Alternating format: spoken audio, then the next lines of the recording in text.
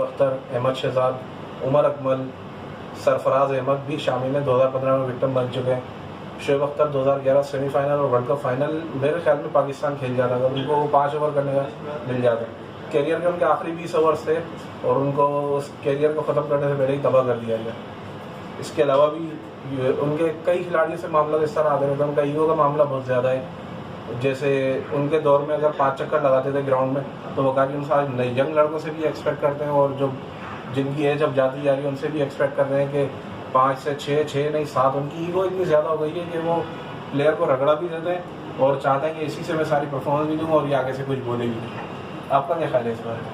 मैं भी यही सोचता हूँ कि वकार यूनुस ने, जैसे कि पहले बता रहे हैं निशान हुसैन कि बहुत सारे लोगों का करियर तबाह किया है, वैसे ही मुझे लगता है कि इस बार आमिर का भी ऐसे करियर तबाह किया जा रहा है। क्या आमिर को चोर कह के पुकारा जाता था? आमिर को देखें, जो कुछ हो चुका है माजी में, अगर उसको हम बार बार घिसते रहेंगे, पकड़ पकड़ के लाते रहेंगे, यहाँ पे कोई भी साफ नहीं है। आपके लेजेंड्स जिनमें वसीम अकरम, मुश्ताक अहमद, इन सब के नाम जस्टिस कईयों रिपोर्ट अगर आप उठाकर देखेंगे तो उसके अंदर ये इतने गंदे हो चुके हैं। इन्हें तो ये तक कहा गया था कि पीसीबी में आगे इनको ना कोई ओहदा मिले, ना इन्हें कोई बोर्ड से रिलेटेड जॉब मिलनी चाहिए।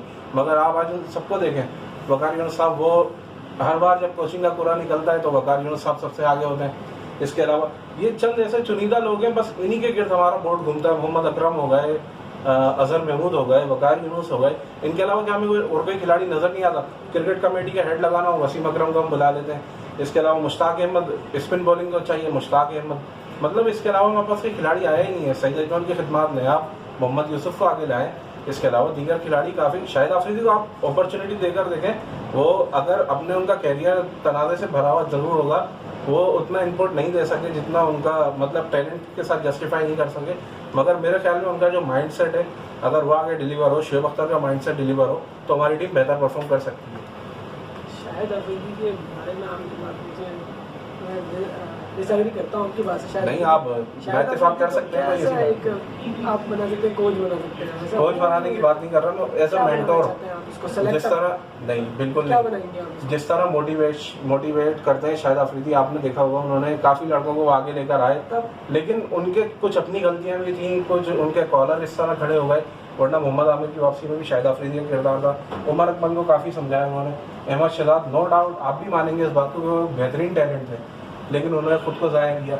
इसके अलावा अगर आप बात करें शाहिद अफरीदी, बहुत सारी चीज़ों की बहुत खिदमत है, ऐसा आप उनको डिजाइन नहीं कर सकते। मुझे तो ऐसा लगता है कि शाहिद अफरीदी ने ही अहमद शहजाद और उमर अकमल को ज़ाया किया। नहीं, ये बात आप बिल्कुल गलत कर रहे हैं। उमर अकमल के साथ डिसिप्लिन का मामला था, अहमद शहजाद उनके कॉलर खड़े हो गए। आपने उसके बाद देखा हसन अली का मामला, वो भी इसी तरह, जिस खिलाड़ी के कॉलर खड़े हुए हैं यहाँ पे, फिर बेशक उरूज को एक सवाल है, तो सवाल जरूर आया। शाहिद अफरीदी के बारे में ये बात करी कि शाहिद अफरीदी को हम थपथपियाँ मारने के लिए ले सकते हैं कि हाँ भाई मोरल हाई करो सबका, तो इस वजह से कि हम उनको इतने सालों लाखों रुपए फीस दें।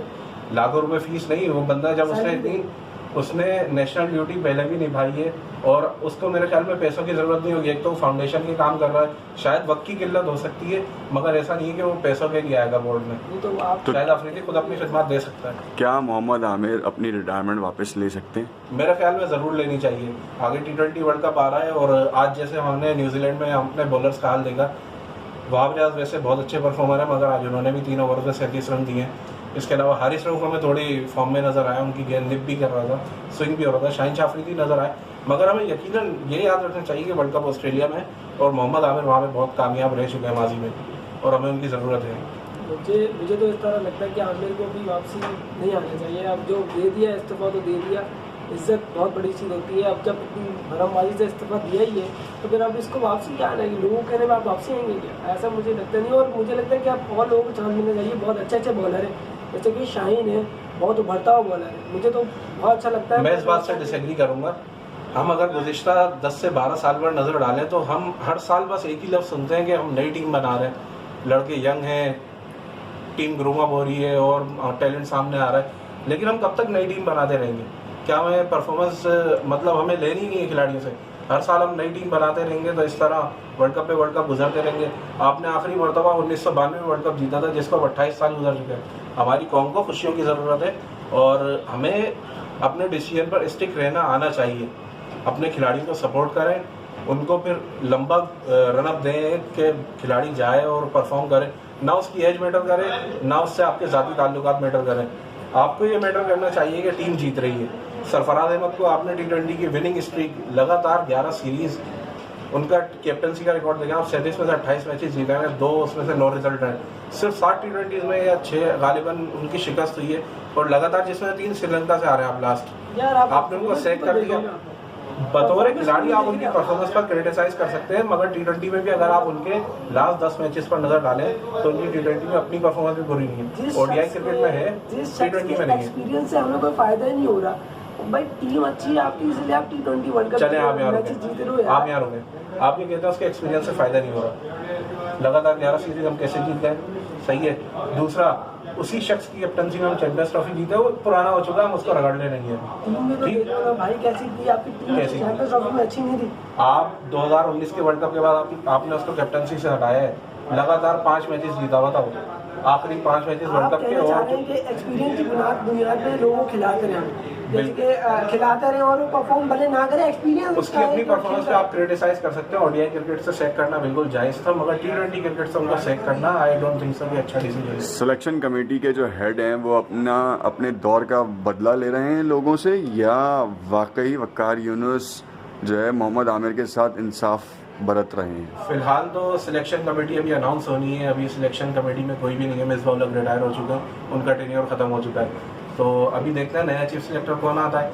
मेरे ख्याल में 2-3 नामों पर गौर किया जा रहा है। एक मोहम्मद अकरम है, इसके अलावा एक नाम और सामने आ रहा है मोहम्मद वसीम का, आई थिंक। तो ये दोनों मेरे ख्याल में एक बेहतर चॉइस होंगे, या अगर राशिद लतीफ़ साहब अगर आ जाते हैं तो ये बेस्ट चॉइस होंगे आपके लिए। शुक्रिया।